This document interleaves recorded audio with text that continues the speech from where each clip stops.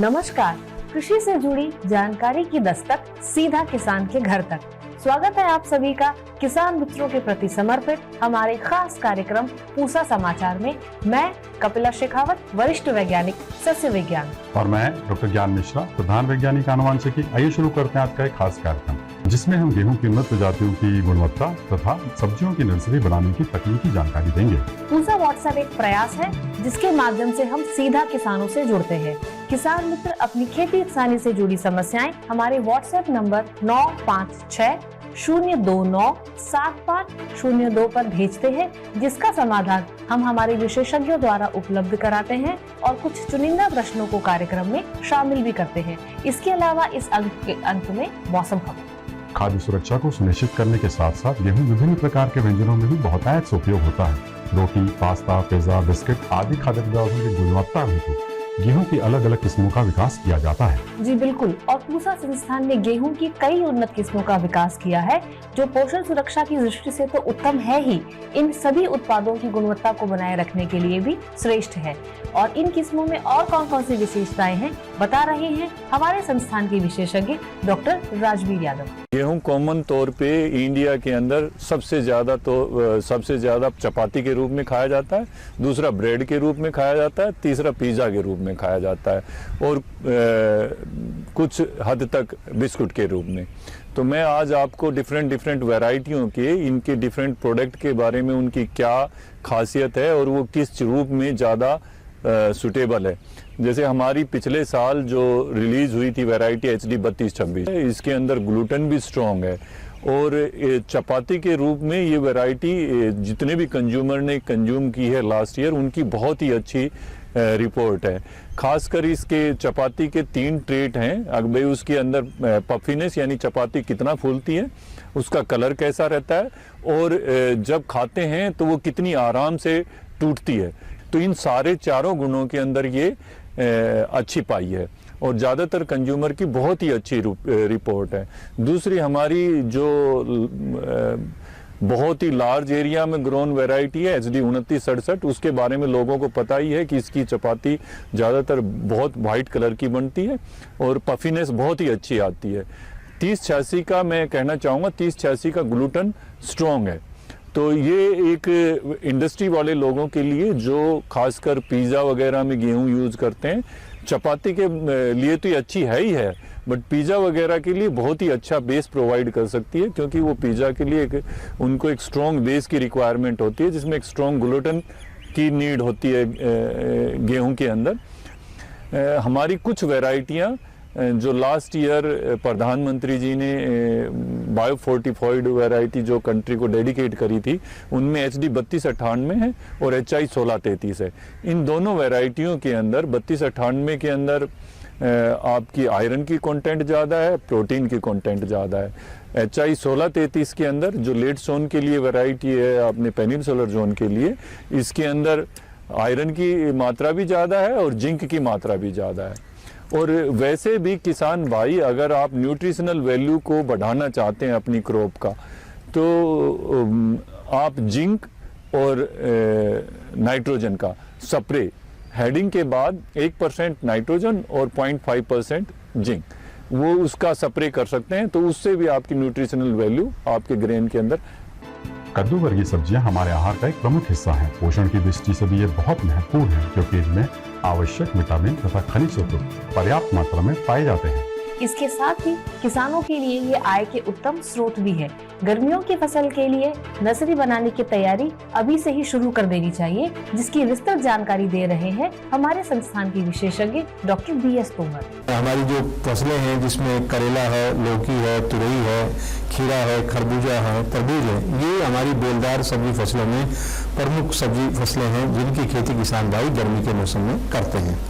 सबसे पहली बात है कि इनकी खेती में सफलता के लिए उन्नत किस्मों के बीजों का इस्तेमाल की आवश्यकता है। अगर हम लौकी की बात करते हैं तो उसमें लंबे फलों में पूसा नवीन, गोल फलों में पूसा संदेश, और करेले में पूसा शंकर 2, और रसदार अगर हम खरबूजे की बात करते हैं उसका मधुरिमा, और पूसा सुनहरी, पूसा सरदा।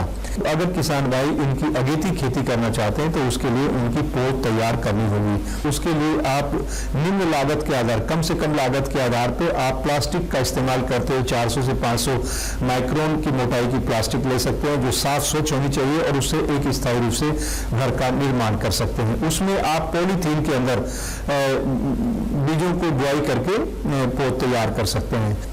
बीजों को बुआई से पहले उपचार करना होगा और अगर उसको आप 24 घंटे तक गुनगुने पानी में दवा के साथ उसको भिगो लेते हैं, सोकिंग कर लेते हैं, तो इससे जमाव में और आसानी हो जाती है। अगर आप अपनी संरक्षित अवस्थाओं में पोत तैयार कराते हैं, तकरीबन 25 से 30 दिन का समय आपको पोत तैयार करने में लगेगा। और अगर आप पॉलीथीन के लिफाफे में आप पोत तैयार करना चाहते हैं तो उसमें भी लगभग 30 से 32 दिन का समय लग जाता है। जैसे ही पोत तैयार हो जाएगी, 4 से 5 पत्तों की अवस्था आ जाएगी, उसकी वो आदर्श अवस्था होती है रोपाई करने की। तो तब उससे पहले आपको अपने खेतों की तैयारी करनी है और बेलदार सब्जियों की हम सिफारिश करते हैं कि आप नाली विधि को अपना करके करना चाहिए। अगर हम बात करें ककड़ी की, खीरे की या करेले की, तो इनमें हम 1.25 मीटर से 1.5 मीटर का डिस्टेंस दो लाइनों के बीच में रखने की सिफारिश करते हैं। तो अगर आप अभी पोत तैयारी करने का समय करते हैं तो आप पहली रोपाई 10 से 15 फरवरी के आसपास कर सकते हैं। आप संरक्षित स्थानों पर पोत तैयार कराते हैं, रोपाई से 3 से 5 दिन तक आप उनको खुले खेत में रखें। दिन के समय, रात्रि के समय पाले से बचाव के लिए अंदर रख सकते हैं। तो आपकी पौध तैयार हो जाए। हार्डनिंग करने के बाद आप जब पौधों की रोपाई करते हैं तो उसको बहुत अधिक दबाव के साथ ना दबाएं, पौधे के तने के साथ आप उन्नत किस्मों का चयन करें, उन्नत बीज का इस्तेमाल करें और अगली फसल लेने के लिए आप संरक्षित अवस्थाओं में पौध तैयार करें। अगर आपके पास सुविधा तो आप स्वयं अपने निम्न लो कॉस्ट के जो पॉली हाउस आप स्वयं निर्माण कर सकते हैं और उसमें पॉलीथीन के लिफाफों में मिक्सचर बना करके उनको भर करके आप पौध तैयार कर सकते हैं। और 28 से 30 दिन की अवस्था की जो 4 से 5 पत्ती के जो पौधे होंगे तब उसको हार्डनिंग करने के बाद लगाएंगे तो निश्चित रूप से आपको बेलदार सब्जियों से बेहतर उपज मिलेगी और अच्छी गुणवत्ता का उत्पाद आप लेके अधिक आर्थिक लाभ ले सकते हैं। पूसा समाचार में अब समय है पूसा व्हाट्सएप सलाह का, जिसमें हम आपके द्वारा भेजी गई खेती किसानी से जुड़ी समस्याओं का समाधान बताएंगे। चंपारण बिहार से कुंदन किशोर कुमार जी ने लहसुन के पत्तों में पीलेपन एवं झुलसने की समस्या बताई है। आपकी फसल में स्टिल, फीलियम ब्लाइट या झुलसा नामक रोग का प्रकोप हुआ दिखाई दे रहा है। इसके समाधान हेतु प्रोपेकोनाजोल या हेक्साकोनाजोल की 200 मिलीलीटर मात्रा को 200 लीटर पानी में घोल बनाकर 1 एकड़ की दर से छिड़काव करें। राजस्थान से वेद प्रकाश जी ने चने के पत्तों के पीले पड़ने की समस्या बताई है। आपकी फसल में पाले का प्रकोप हुआ दिखाई दे रहा है। अगर अभी फूल नहीं आ रहे हों तो इसके समाधान हेतु अपने खेत में एक हल्की सिंचाई कर दें। चंद्रकांत महतो जी के साथ कई किसान मित्रों ने गोभी की फसल में पत्तों में छेद होने की समस्या बताई है। आपकी फसल में डायमंड बैकबॉथ नामक कीट का प्रकोप हुआ है, जिसकी इल्ली यानी कैटरपिलर पत्तों के अंदर से छेद कर देती है। सर्वप्रथम प्रभावित पत्तों को उखाड़कर गड्ढों में दबा दें और इसके रासायनिक नियंत्रण हेतु क्लोरनट्रेनिलिप्रोल की करीब 20 मिलीलीटर मात्रा को 200 लीटर पानी में घोल बनाकर 1 एकड़ की दर से छिड़काव करें।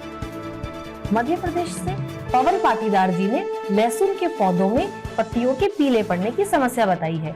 आपकी फसल में यह समस्या इस अवस्था में पोषक तत्वों की कमी के कारण हो सकती है और इसके समाधान हेतु एनपीके मिश्रण की करीब 2 किलोग्राम मात्रा लेकर 200 लीटर पानी में घोल बनाकर 1 एकड़ की दर से छिड़काव करें। आइए जानते हैं आने वाले सप्ताह कैसा रहने वाला है देश भर में मौसम का हाल मौसम खबर में। भारत मौसम विज्ञान विभाग द्वारा दिए गए मौसम पूर्वानुमान के अनुसार 23 जनवरी को जम्मू कश्मीर, हिमाचल प्रदेश और उत्तराखंड में कुछ कुछ स्थानों पर वर्षा और बर्फबारी की संभावना है।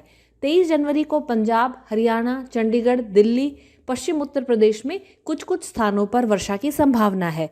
23 जनवरी को उत्तर प्रदेश, पूर्वी मध्य प्रदेश, सिक्किम, बिहार और झारखंड में, 24 जनवरी को तेलंगाना में, 23 और 24 जनवरी को छत्तीसगढ़, पश्चिम बंगाल, अरुणाचल प्रदेश, असम, मेघालय, नागालैंड, मणिपुर, मिजोरम और त्रिपुरा में कुछ कुछ स्थानों पर गरज के साथ बिजली और छींटे गिरने की संभावना है।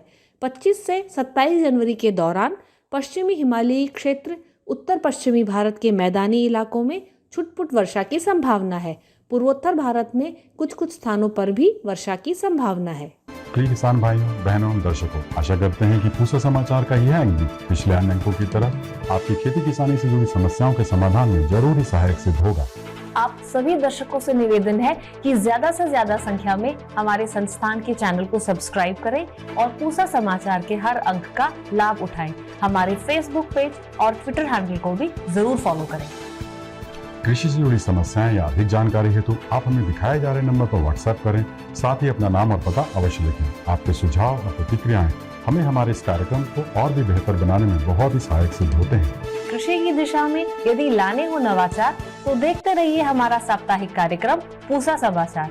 आपसे जुड़ा, आपकी समस्याओं से जुड़ा पूसा समाचार का एक बिल्कुल नया अंक लेकर अगले शनिवार हम फिर हाजिर होंगे। तब तक लेते हैं आपसे विदा।